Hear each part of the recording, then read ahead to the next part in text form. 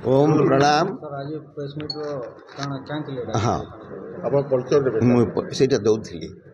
ओम प्रणाम। मु राधामाधव बहिदार, पतंजलि योग समिति ओडिशार राज्य प्रभारी। मोर घर संबलपुर।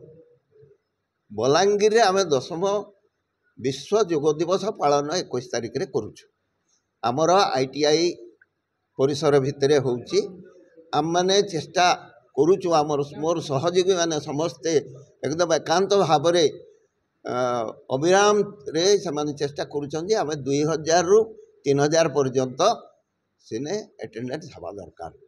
तेबे गोटे वार्ता जीवा बलांगीर सहर प्रत्येक नागरिक पाखु ये पतंजलि योग समिति समाज कल्याण लगी किछि गोटे करुछि, किंतु सेथिरे आपण मानकर सहयोग दरकार।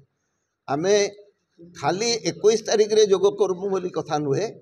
आमर प्रतिदिन प्रत्येक नागरिकर दैनंदिन जीवन शैली रे ब्रह्म मुहूर्त 1 घंटा योग करवाटा आमर लक्ष्य है। आपण माने भी जेन माने घरे अच्छन, जेन माने कि चाहूचन आपण योग करवार लगी, आमर रघु भाई, अशोक भाई, श्वेता भौणी इमानकर सांगरे जोगाजोग करुन।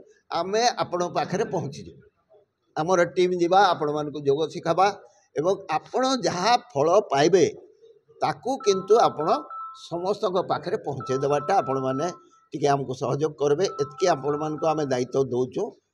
बहुत बहुत धन्यवाद ओ प्रणाम।